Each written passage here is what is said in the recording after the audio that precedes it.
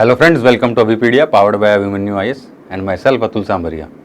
Today we are going to talk about on a very important topic, and our topic is if you are preparing general studies for IAS exam, within that general studies syllabus there is a polity, and polity के अंदर जो एक बहुत important book है हमारी, उसके बारे में बात करेंगे. जैसा कि आपको स्क्रीन के ऊपर दिख गया होगा, एंड आवर टॉपिक आज का हमारा कि is reading Indian polity by Laxmikanth enough for polity. भारत की राज्य व्यवस्था या फिर हम कहीं इंडियन पॉलिटी के नाम से अभी रिसेंटली 6th एडिशन आया है सर एम लक्ष्मीकांत का. Okay, he is the author. अब इस बुक की क्या क्या अच्छाइयां हैं और क्या क्या कमियां हैं. देख, कमियां हम नहीं कहेंगे, लेकिन क्या क्या कुछ ऐसी चीजें हैं जो आपको इस बुक से एडिशनल रेफर करनी है. हम इस बुक के बारे में स्पेसिफिकली क्यों बात कर रहे हैं, वो मेनली हम इस बुक के बारे में इसीलिए बात कर रहे हैं क्योंकि देखिए, this book is known as the Bible of Indian polity. Okay, it is, यही कह रहे हैं कि it is the Bible of Indian polity.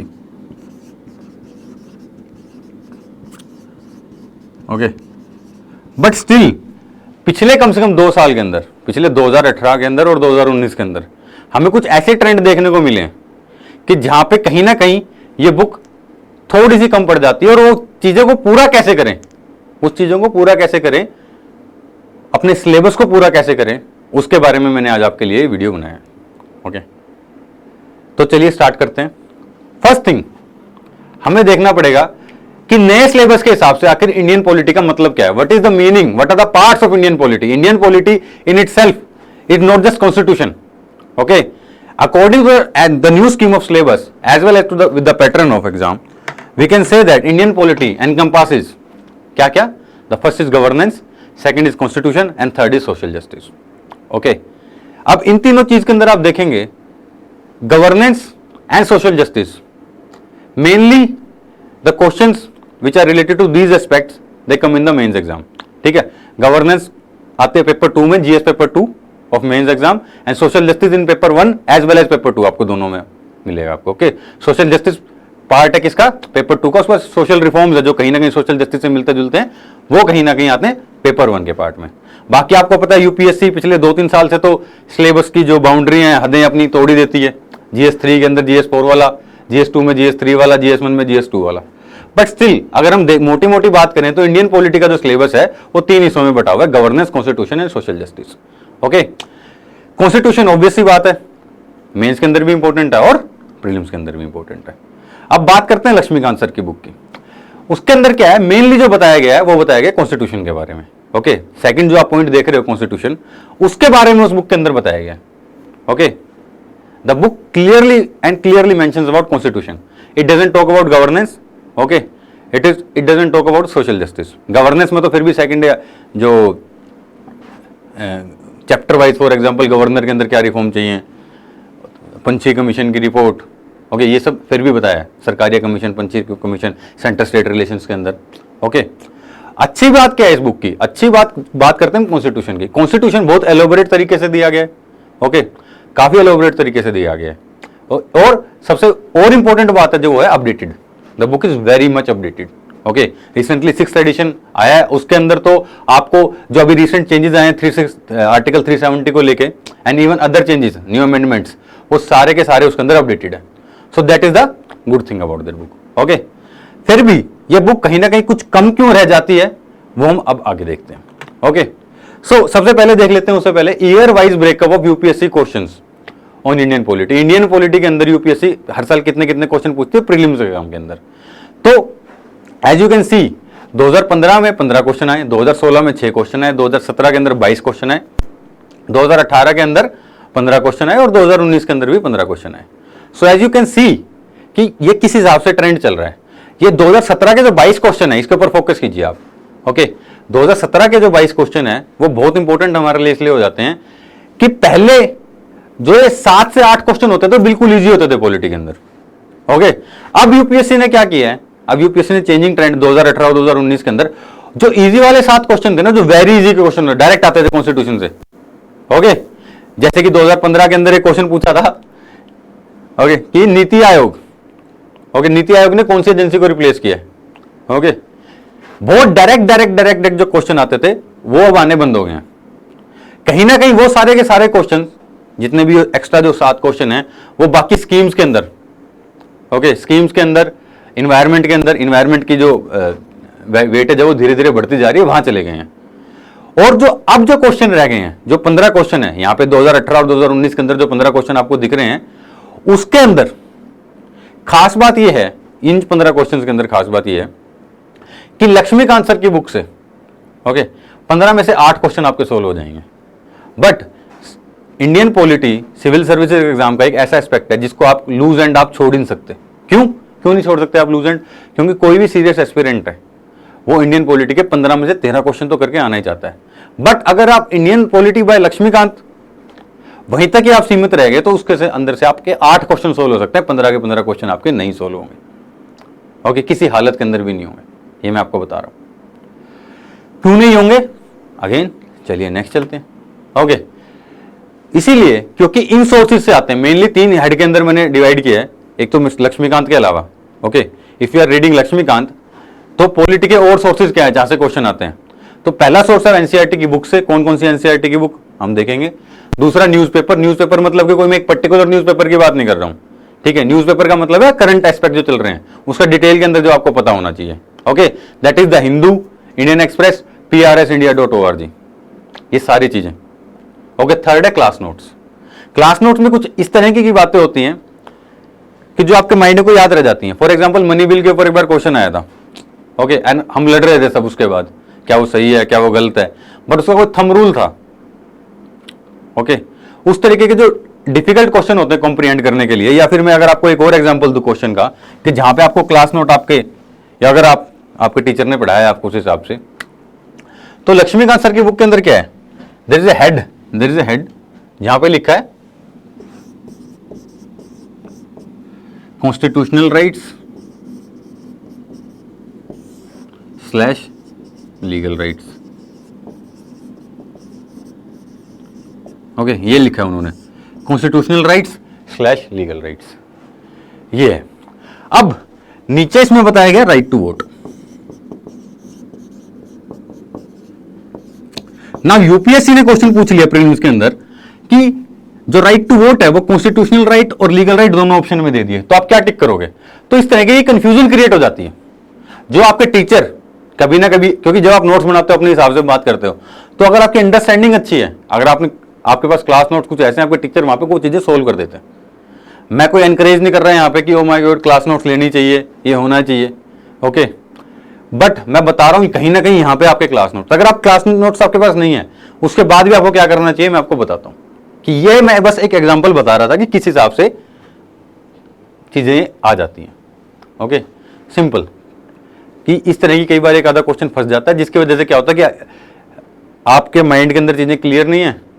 Okay, जब आपके माइंड के अंदर चीजें क्लियर नहीं होंगी तो वो क्या होगी, चीजों को आप नेगेटिव मार्किंग में चले जाएंगे और आपके 2.66 मार्क्स जाने वाले हैं। आप छोड़ते तो है, ईगो पे ले जाते हैं, ये भी तो बात है। ये नहीं आएगा, 3 साल से तैयारी कर रहा हूं मैं, 2 साल से तैयारी कर रहा हूं, 1 साल से तैयारी कर रहा हूं, आ जाती है ईगो वाली बातें।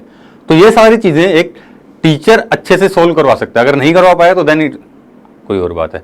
लेकिन अगर आपके पास क्लास नोट नहीं है और आप कोई किसी क्लास को रेफर नहीं करते, दैट इज ऑल्सो गुड। तो उसके बाद आपको क्या करना है, हम प्रीवियस ईयर क्वेश्चन अभी देखेंगे, जो उससे आपको पता चलेगा किस हिसाब से चलना है, तभी तो ऑब्जेक्टिव एनालिसिस होगा। मेरे कहने से क्या होता है। ओके, चलिए, तो सबसे पहले बात कर लेते हैं एनसीईआरटी की, कि लक्ष्मीकांत सर की बुक के साथ साथ आपको कौन कौन सी एनसीईआरटी आपको रेफर करनी चाहिए। जो पहली एनसीईआरटी है वो आपको दिख रही होगी, वो है +1 क्लास की, politics in India since independence, मतलब कि इंडिया आफ्टर इंडिपेंडेंट। ये जो बुक है, इसकी कॉन्स्टिट्यूशन के साथ साथ हमारा जो जीएस पेपर 1 के अंदर पोस्ट इंडिपेंडेंट इंडिया है, ओके, वहां भी इसकी काफी इंपॉर्टेंस आती है। कई बार यूपीएससी यहां से चीजें पूछ लेती है, ठीक है। जैसे कि आपको पता होगा कि क्वेश्चन पूछा था कि पहली बार लीडर ऑफ अपोजिशन कब आया, ओके।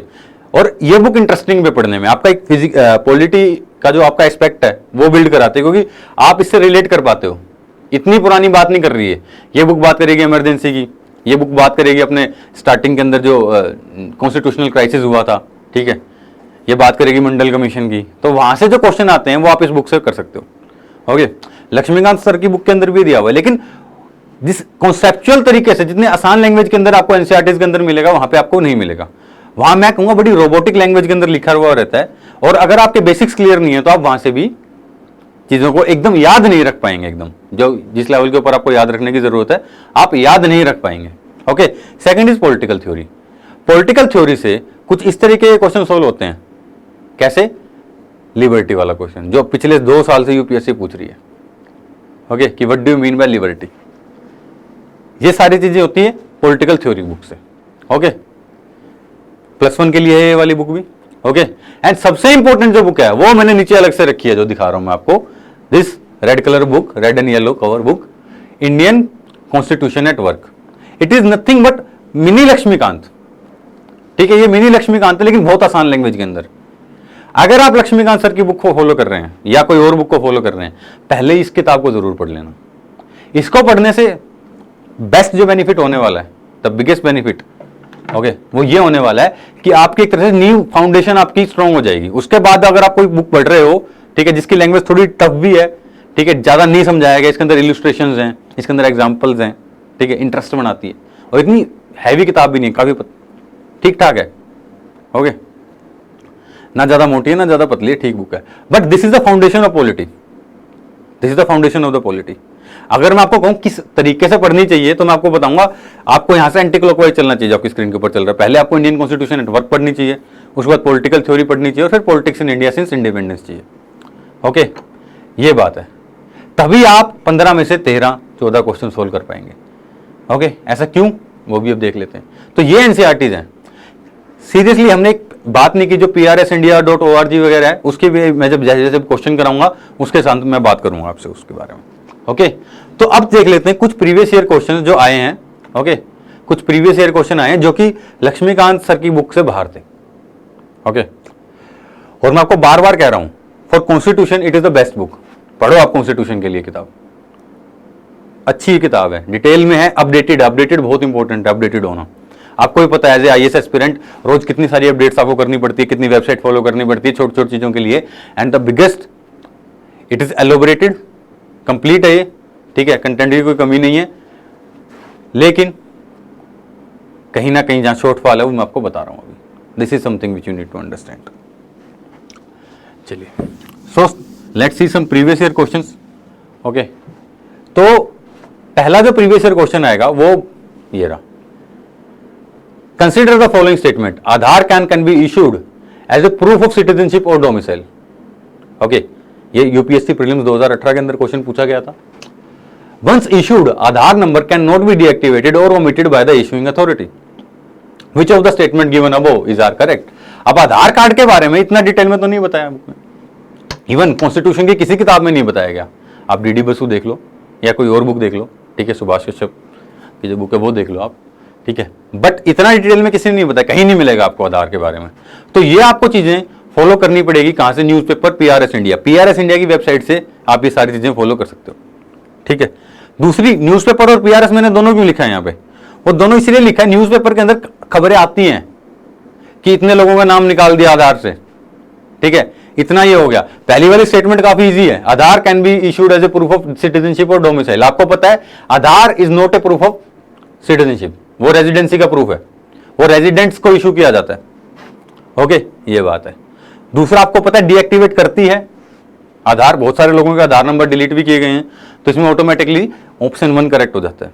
तो अगर आपने आधार बिल इतनी डिटेल में कोई नहीं जाके पढ़ता कि ओ माय गॉड मैंने PRS से फाइल डाउनलोड की, और या फिर आपने किसी वेबसाइट के ऊपर समरी पढ़ ली, तब भी आपको सेकंड स्टेटमेंट के बारे में, अगर आप रेगुलरली न्यूज़पेपर फॉलो नहीं करते हैं, तो मिलना, आपको आंसर होना बहुत मुश्किल है। ये सिर्फ ये कुछ न्यूज में बिट्स में आती रहती हैं चीजें, आपने सिर्फ नजर मार लिया, एट दैट टाइम हिट कर जाता है कि नहीं मैंने पढ़ी थी वहां पे। क्वेश्चन ये वहां से सोल्व होंगे आपके। ओके, चलिए अगला क्वेश्चन देखते हैं। तो इसका सोर्स क्या है, न्यूज़पेपर या फिर PRS, इसका सोर्स M लक्ष्मीकांत बुक नहीं है। नेक्स्ट क्वेश्चन है जो, consider the following statement, again prelims 2018 का question. In the first Lok Sabha the single largest party in the opposition was the स्वतंत्र party. Okay, second statement, in the Lok Sabha, leader of opposition was recognized for the first time in 1969. Okay. Third, in the Lok Sabha, if a party does not have a minimum of 75 members, its leader cannot be recognized as the leader of opposition. So, which of the statement given above is are correct? Okay. तो पहली statement देखिए, in the first Lok Sabha, the single largest party of opposition was स्वतंत्र party. अब ये लक्ष्मीकांत में दिया है कि पहली पार्टी है वो कम्युनिस्ट पार्टी है, लेकिन वो पीछे दिया है। अगर आप लक्ष्मीकांत के बैक में जाके रेफरेंसेस पढ़ोगे, ओके, नोट्स पढ़ोगे तो उसके अंदर आपको मिल जाएगा ये। लेकिन अगर आप पोस्ट इंडिपेंडेंस, जो मैंने सोर्स में लिखा है, पोस्ट इंडिपेंडेंस वाली एनसीईआरटी पढ़ते हो तो वहां आपको ये चीजें मिल जाएगी। पहली लोकसभा के अंदर कौन क्या, वो मिल जाएगा आपको ये क्वेश्चन का आंसर। तो okay, single largest party in the opposition was communist party, आपको पता होगी, स्वतंत्र पार्टी नहीं थी। तो ये जो पहली स्टेटमेंट है ये वहां से सोल्व होने वाली नहीं है, लक्ष्मीकांत से सोल्व होनी काफी मुश्किल है। Second, in the Lok Sabha leader of opposition was recognised the first time in 1969। Again the statement हम पढ़ते जरूर हैं, लेकिन लक्ष्मीकांत के अंदर हम इतनी चीजें पढ़ रहे होते हैं, इतनी चीजें पढ़ रहे होते हैं कि मिस हो जाती है, थोड़ा हैवी हो जाता है ना सिस्टम, इसलिए छोटी छोटी इन्फॉर्मेशन ही मिस हो जाती है वहां पे। इसके लिए भी आपको बुक कौन सी फॉलो करनी चाहिए, पोस्ट इंडिपेंडेंट एनसीईआरटी, जिसने अच्छे से पढ़ी होगी उसको, और अच्छी कहानी के तरीके से किताब बताई गई, कहानी, ठीक है, एनसीईआरटी के अंदर कहानियां बताई गई, आपसे आपको समझ में आ जाएगा। इन्फॉर्मेशन का मैं मान ली, बट आपकी नींव, योर कॉन्सेप्ट्स, यूपीएससी अब वहां जा रही है, पहले भी जाती थी, अब ज्यादा जा रही है। तो पहले दोनों, third statement, yes it can be answered from the Laxmikanth book, that's why I said the source is mix, post independent NCERT as well as Laxmikanth. Third से ऑब्वियसली बात है, 10% रूल है, मावलंकर रूल है, आपको ये पता होना चाहिए। तो ये आपको इन्फॉर्मेशन लक्ष्मीकांत सर की बुक से मिल जाएगी, ठीक है, इसलिए मैंने इसको मिक्स लिखा है, ठीक है। अब आंसर देख लेते हैं इसका। तो पहली स्टेटमेंट गलत है, तो first and D can be eliminated. Now second statement is also wrong, sorry, third statement is also wrong. Okay, तो इसके अंदर आपको क्या मिलेगा, 2 only, 2 only. Second statement is correct, तो आंसर होगा इसका बी, 2 ओनली। ओके, बट यहां पे मैं क्वेश्चन और आंसर नहीं डिस्कस, मैं बता रहा हूं सिर्फ कि किस तरीके से यूपीएससी आपसे पूछ रही है, आपको क्या सोर्स रेफर करना चाहिए। नेक्स्ट जो हमारे पास है स्टेटमेंट वो है, विच of the following reflects the nicest appropriate relationship between law and liberty. Okay, tough question, लड़ाई होगी थी चीज के ऊपर, तो इसका मतलब क्या है, जब तक यूपीएससी ने बताया नहीं कि आंसर बी है, बच्चों ने माना नहीं। कहां से आप पढ़ सकते हो, इसका आइडिया ले सकते हो कहां से, ऑब्वियस सी बात है, एनसीईआरटी क्लास 1 की जो, क्लास 11 की जो, +1 की, क्लास 11 की पॉलिटिकल साइंस की बुक है, पॉलिटिकल थ्योरी की बुक है, जो स्पेसिफिक बताऊं तो किसकी बुक है, पॉलिटिकल थ्योरी की जो बुक है, वहां से आपको ये मिलेगा देखने को। Okay, so if there is more laws, there is less liberty. If there are no laws, there is no liberty. If there is liberty, laws has to be made by the people. If laws are changed too often, liberty is in danger. The solution to this question हमेशा की तरह रहेगा B, हमेशा। Okay, if there are no laws, there is no liberty. But इतना concept आपको, because Laxmikanth is a book of constitution, वो constitution की किताब है, कंसेप्ट नहीं बताती। यूपीएससी आजकल कंसेप्ट से क्वेश्चन पूछने लगी है, कंसेप्ट से क्वेश्चन पूछने लगी है। ओके, कहीं ना कहीं वो जा रहे हैं, और लगातार, और आप अगर एक क्वेश्चन भी हर साल आपको पता है कि किसी पर्टिकुलर बुक से आ रहा है, तो यूपीएससी के लिए उसकी माइल जो एफिशिएंसी, या फिर कहेंगे, मैं तो माइलेज वर्ड यूज करता हूँ गाड़ी के हिसाब से, ठीक है, कि उसकी माइलेज है वो अच्छी खासी हो जाती है।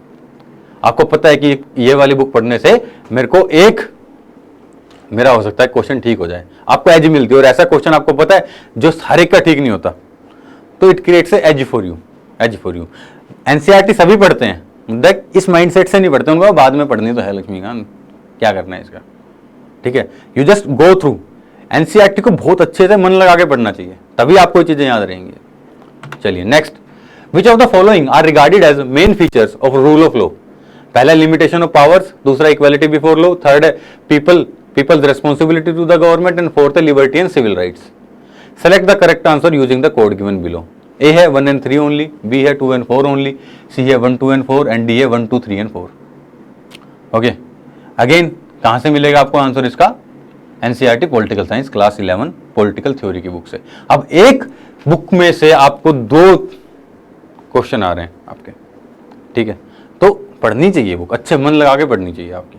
मैं यूं नहीं कह रहा कि हर साल आएंगे, लेकिन रिसेंट ट्रेंड में, ज्यादा पुराना पेपर तो डिस्कस नहीं कर रहा मैं, तो 2018 और 2019 का पेपर ही मैंने रेफरेंस लिया है।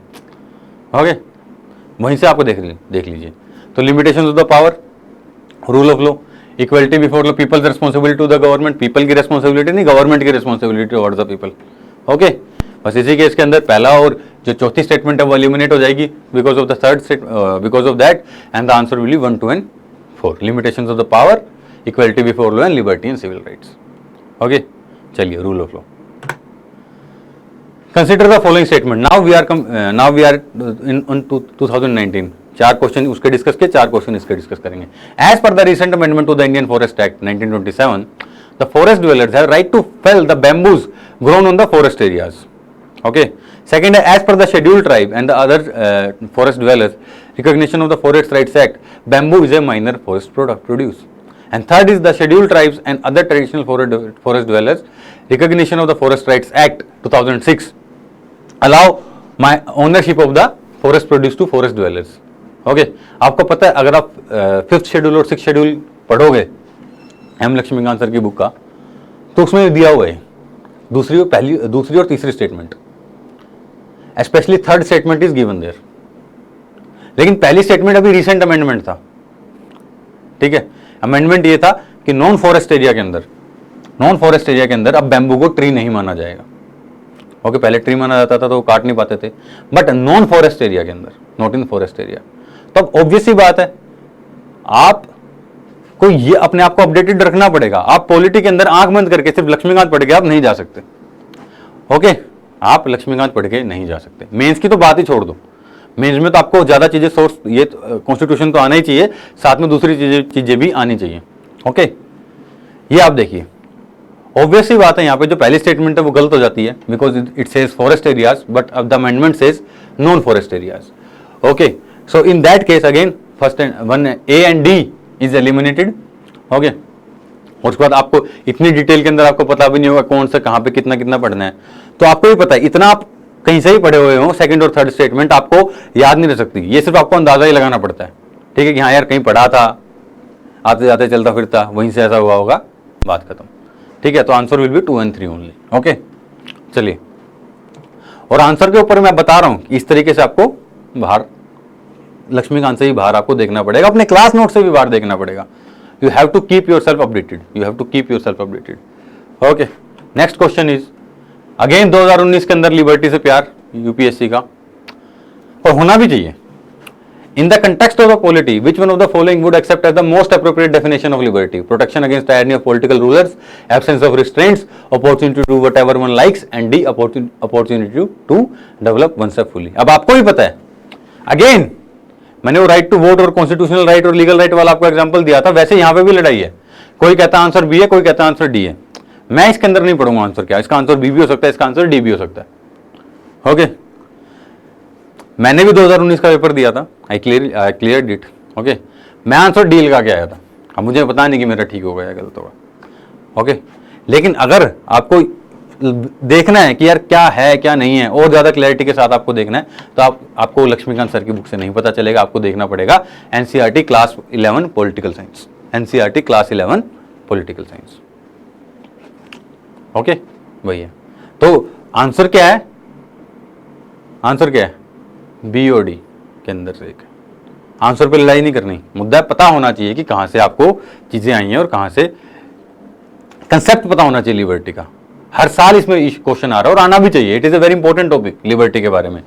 जिस तरीके के ऊपर रिस्ट्रिक्शंस आजकल लगाई जा रही हैं, लोग कहते हैं डेमोक्रेसी खतरे में ये वो, तो उसके अंदर बार बार वो न्यूज में रहती है और यूपीएससी पूछेगा rule of law and this and that.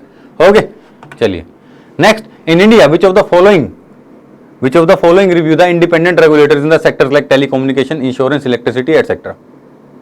Okay, फिर पढ़ते हैं क्वेश्चन एक बार। In India, which of the following review the independent regulators in the sectors? Okay, independent regulators in the sectors like telecommunication, insurance, electricity and etc. पहले ad hoc committee set up by the parliament, दूसरा parliamentary department related standing committees, finance commission, FSLRC, ठीक है, and finally NITI Aayog. Obvious सी बात आपको यहाँ पे देखना पड़ेगा, ये आपको कहाँ से मिलेगा, सोर्स क्या है इसका, न्यूज़पेपर आर्टिकल, और कहीं से नहीं है। आपने इन सब चीज़ों के बारे में लक्ष्मीकांत सर की बुक में पढ़ा होगा, लेकिन इतना डिटेल में क्या आप गए कि ये देख लिया कि किसको रेगुलेट करती किसको नहीं रेगुलेट करती। ओके ये सारी चीज़ें। अब पहली चीज़ तो यही है कि NITI Aayog no, it is a non constitutional body, it can not do so. Second FSLRC, it is just a commission setup. Okay तो ये किसी को, फाइनेंस कमीशन का काम ये है ही नहीं, तो आंसर क्या होगा इसका 1 and 2।